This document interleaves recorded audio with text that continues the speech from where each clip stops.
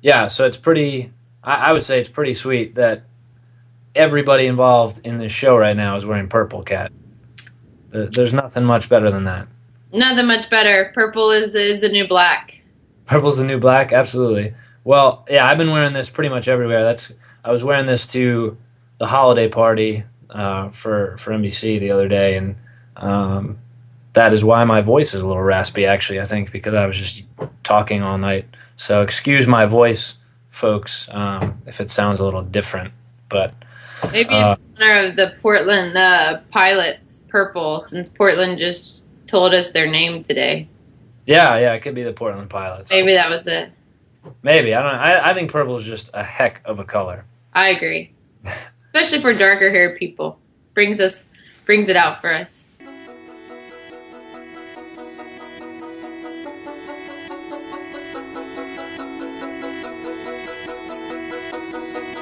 All right, so welcome to This Week in Women's Soccer, folks. I am Jeff Kassouf here with Kat Whitehill, and we promise to stop talking about purple for the rest of the show. Kat, how you doing this week?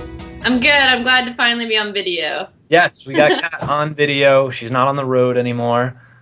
She's offered up some nice Christmas decorations for us in the back there too. So I just got some whatever's going on here, some old LA Soul. And some U.S. Women China in the background. Kat, not too much going on this week. A little bit. I mean, we got USA China round 1, 2, and 3 packed in the 1 week here, and then games that got revealed here. Probably should start with those. I think today we had the Portland Thorns FC, I should say, was unveiled, and then the day earlier, we had the Washington Spirit, which brings back a little bit of that WSA days because we had a San Diego Spirit, and you played for the Washington Freedom. How you feeling about Washington Spirit? Well, I'm just glad that soccer's back in DC. To be completely honest, I mean, DC's one. I had so much fun playing there. The fans we still connect, which is really fun. I still have some fans I talk to on Twitter, and now I would consider them like friends just because of how much they loved the game and still appreciate the freedom. I like the Spirit. I like that they kind of went a little different. It's a different ownership, and I think that I read that, where they wanted to make sure that everyone knew that it was a different ownership, and that was important for them. Right. I like it. I mean, it's kind of cool to have a little bit of WSA, WPS, and now put it all together. Let's hope this one works kind of flair. So I'm Yeah. just excited there's a team there. I think it should be there. What's your favorite moment playing in DC? Oh, that's a good question. Um, I got a memorable one in my head oh, really? from your Freedom days. Oh, man. Whew. I mean, we had the problem with the 4th of July game, it was such a great crowd, great atmosphere, but we lost. Uh huh. Um, Man, that's hard. That's a hard one. Maybe that's the game I'm thinking of. That I don't know what the date was, but it was the game where I'm sure you remember this well because this can't be a regular thing. That you got thrown into goal after a red card and all the substitutions were used. Yeah, I remember that one. That was a memory that I never want to. Oh man, I had the worst percentage as a goalkeeper, I think, in the whole league because the 2 games I've been put back there, people have had you know, amazing goals against me. I even got on to Tiffany Milbert. I was like, "Thanks a lot." She was like, "Well, you left the goal wide open." I was like, "I'm not a goalkeeper." I was like, "You could have just, she put it up for 90." I was like, "I couldn't have saved it anyway." So. That was Tiff. Marta didn't score that. It was Tiff. It was only Tiff Yeah, on you. for the score that Marta, the game I was thinking it was the first season, and we had 6,500 people, completely sold out game, and it was just beautiful soccer that day. Everybody still talks about how that game was just an awesome game. Yeah. Then Marta happened to score in the 85th minute or something. So it was one of those games that even though we lost, I still remember it because it was just a really fun game to be a part of. Yeah. Yeah. No.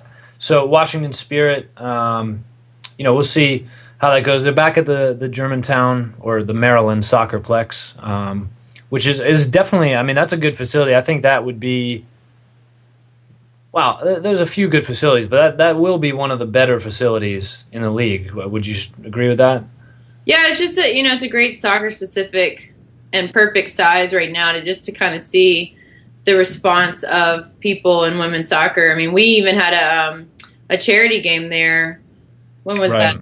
Right. Just recently, in August, I think it was. Yeah. And there were still like 2,000 people there, which was great, and it was a gathering for a good cause, and it was cool that people still came out and wanted to see, even if it was like, I think it was raining too that day. So it's just a great area. Lots of club teams play around there, and the field is pristine.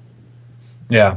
So Washington Spirit, Kat alluded to it, and just for listeners who didn't see it online, I guess, no Washington Freedom name because of a few different things. The main thing noted by the Spirit ownership group was they wanted to start anew, which is certainly a good point, and I think that's not necessarily a bad thing. I think it also definitely factored in of where that Freedom name currently sits. I think they just kind of didn't want to deal with what would have.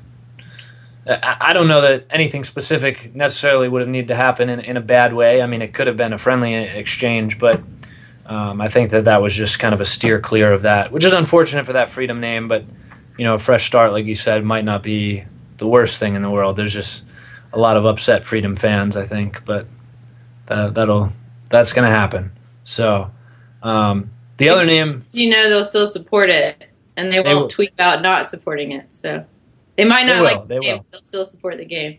Yeah, and this is for me, I think this will be a theme of these names. Seattle's the only team that doesn't have a name at this point, and the league, we're still, we won't beat that drum too hard, but we'll get to that in a second on some leaked rumors with that. But for me, names, like we said last week, a little bit, the initial reaction might be good, it might be bad. I think once we start seeing the product on the field, it'll sort of take care of itself, and the Spirit's the Spirit, and the Thorns are the Thorns, and whatever Seattle's going to be. So Portland Thorns FC kind of plays on Rose City, which is what Portland, Oregon. One of the nicknames for Portland, Oregon, is Rose City. I know I would have loved to see Rose City FC. I think that would have been a nice sort of classy name.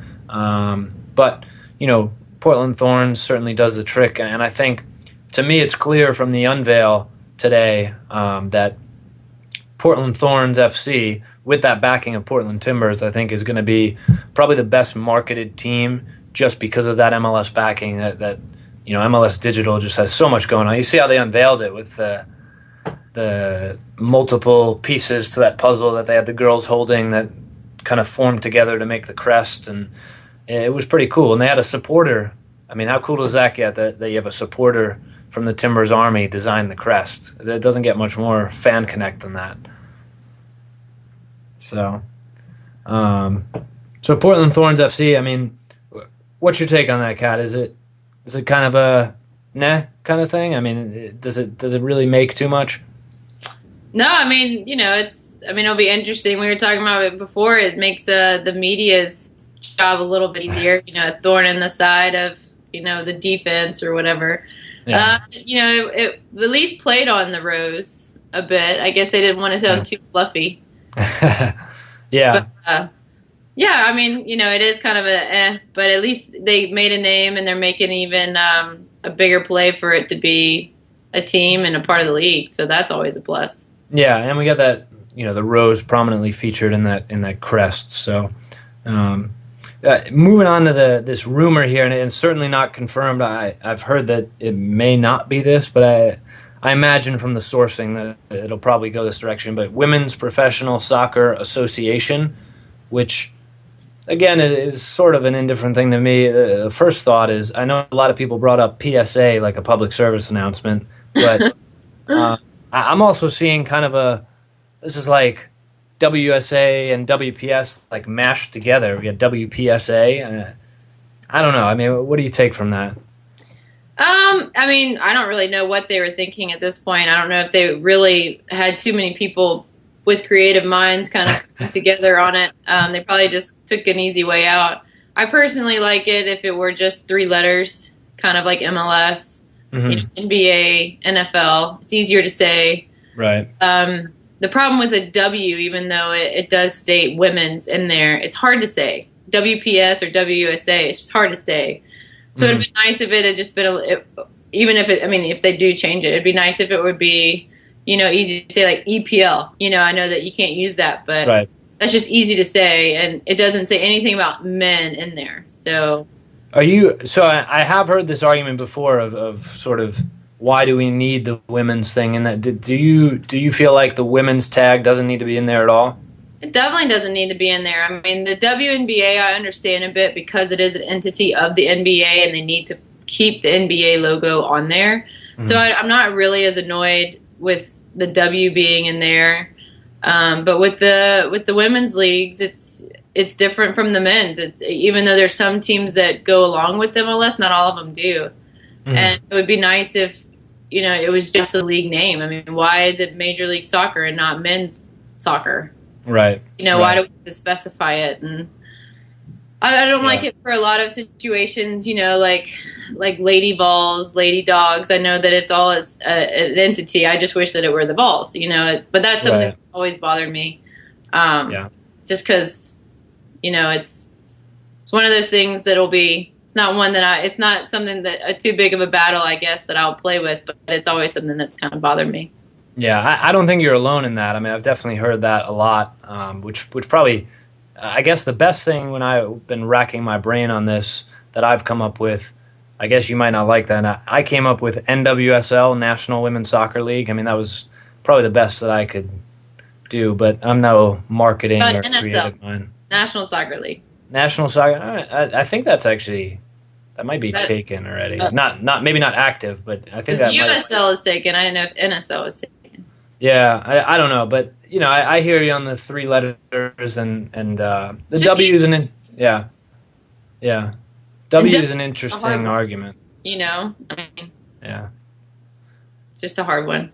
Yeah, the W is an interesting argument. I mean, it's I'm trying to just think quickly in my head, and I don't know that there is a women's league that doesn't have the identifier. There's the Frauen Bundesliga. FAWSL in England. It's unfortunately, good or bad, it's definitely seems to be the trend. So yeah, we'll see. Definitely want to make sure.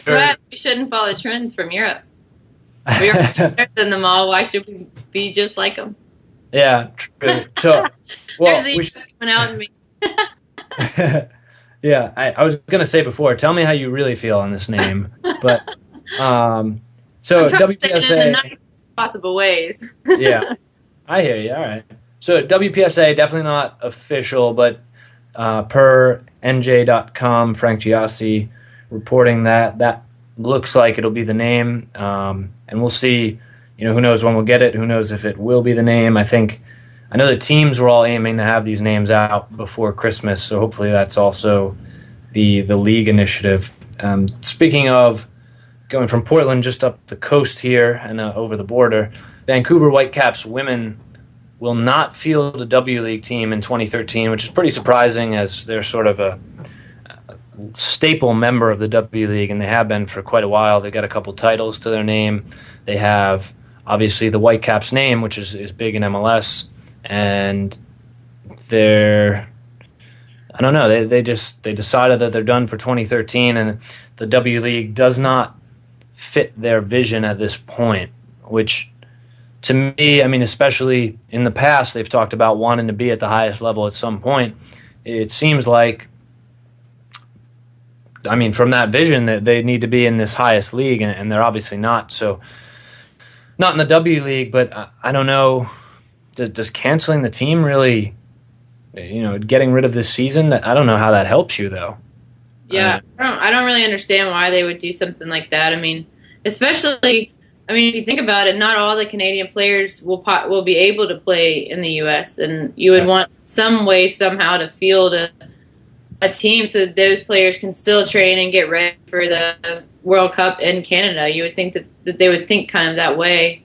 To me, it's mind-boggling as to why they would cancel maybe they're thinking next year they'll be in this new league and they want to like save some of their money. I don't know, but Yeah. it was kind of a big shock to me because they're always one of the top programs in women's soccer, and they just, you know, did it so quickly and at a random point.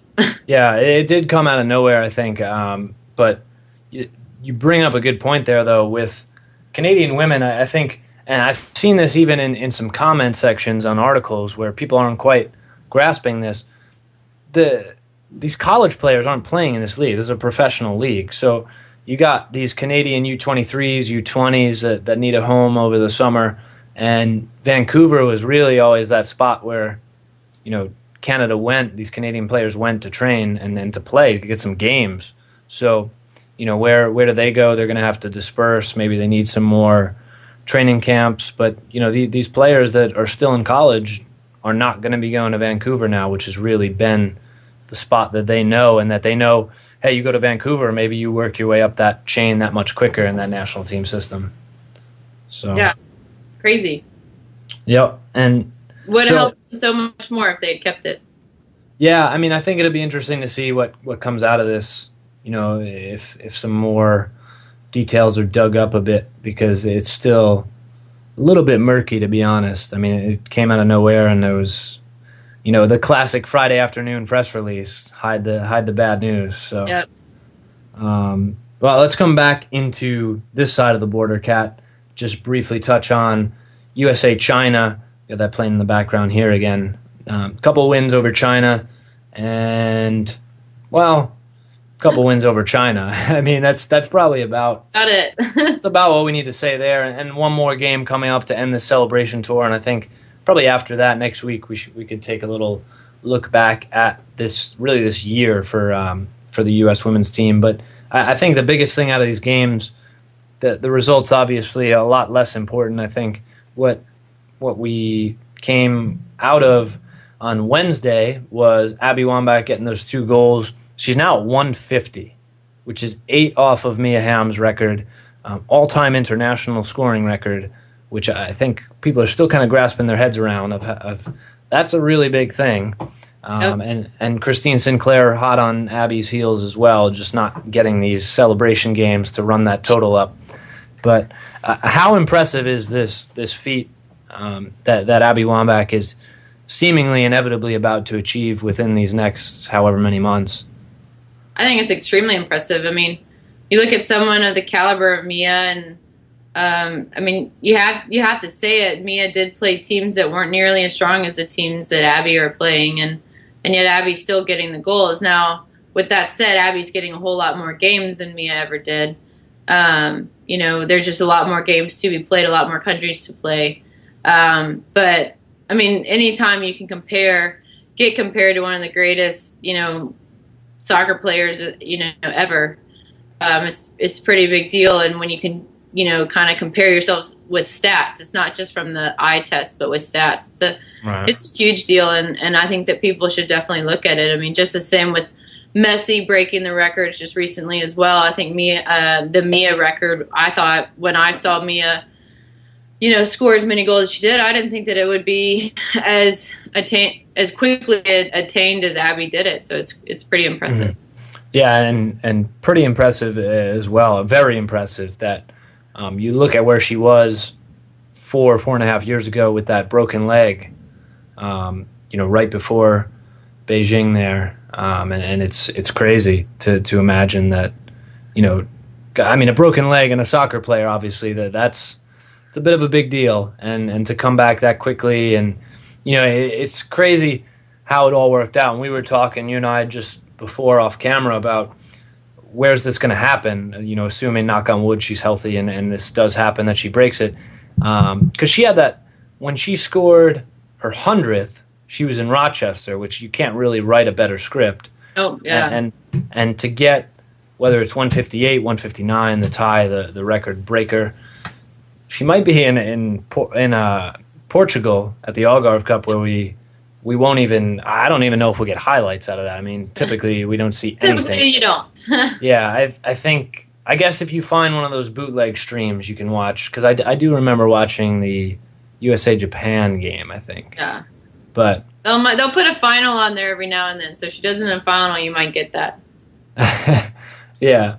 Well, we'll see. You know, I think at this point it's inevitable, and I think, and I think Abby probably, I think she's kind of alluded to it as well, that it might be inevitable as well that Christine Sinclair is then just going to come along and break that because she's got those extra few years, and you know, could be wrong. You know, that's the cruel part of sports. Who knows what happens tomorrow? But you know, a huge feat, and then on the other side, I think. You have to look at, I mean, this year, especially with Alex Morgan being her strike partner, feeding the ball to, you know, vice versa as well. I mean, they're just feeding off each other, and shows with Alex Morgan in the 2020 club, which also is another Mia Hamm club. Mia Hamm, the only one to have 20 goals, 20 assists in one calendar year till now. Alex Morgan, 2012, gets into the 2020 club. What I mean, where does that rank, Kat? Is that something that we should look at and say, you know, impressive, or is that something that really tells us a bit more of a story with Alex Morgan? Well, I mean, to have only one player. I mean, Abby didn't even do it, you know, and Abby's got 150 goals. To have a 2020, I think that's another one that is one of those. I mean, I don't think, when I talked to Aaron Heifetz, the press officer, I don't think he thought she could do it. And she had 18 assists at that point and already had the 20 goals. So, I mean, these celebration tour games definitely help. I was going to say that. You know, I mean, it stacks up the stats a bit. But, I mean, it shows her caliber of a player that she's selfish enough to score, but also unselfish enough to help other players. And to me, it just shows how important her speed is and how quick as she is off the line, and her like smarts at timing of all of her runs. I think that's her biggest strength is knowing when to make her run, and just the timing of, you know, it coming off of the midfielders or someone else's feet, and it's just dangerous. Yeah, not just that speed, but sort of using that speed correctly, I think is really, I mean, those diagonal runs, and you know, the assists, and not to take anything away. I mean, honestly, you know, the Ireland, the China games kind of pushed it over the top to get to that 2020, but those were big moments. I mean, I read, you know, the brand new Sports Illustrated issue just came, and I was reading, Grant Wall had a small piece. They did a whole collective piece about this being the year of women in sports, and they had a small piece on sort of each part of that, and one of them being the U.S. women's soccer team. And he called that USA-Canada game one of the greatest games ever. And there was no tag of women's game or any. I mean, and I agree with that. I think that was, you know, pure entertainment standpoint, which I understand our Canadian friends are probably not agreeing. It was very entertaining, and you have that whole built-in rivalry and drama, and of course her being at the center of that game winner as she just rose above it. Very, very Abby-esque. Yeah, that header. Definitely. Not really her usual. So one more game against China on Saturday in Boca Raton, Florida, WPS's favorite place. And that will bring an end to the celebration tour, and that will make me, I will celebrate as well, because we're about at that when it's over. we're about at that point. I mean, you know, it was fun, it was good, and you know, London was. They'll be the same way. London was 4 months ago, so it'll be good, and we will chat about that. I think we're coming close on the year-end awards. I think we need to start whipping those up, because we're almost done with this year, which is pretty wild, but crazy. So until next week, Jeff Kassouf, Kat Whitehill. Kat, we've got on video. We're gonna keep this going. I think we got to keep my Christmas lights. I'll keep them up all year round. We got to keep the Christmas. Oh, okay, year round. All right. Well, I like it. I might get to bring my dogs in the picture for the next. Yes. Time. Yes. I got one sleeping right below me. She's been sleeping the whole night. I never would have known. I know.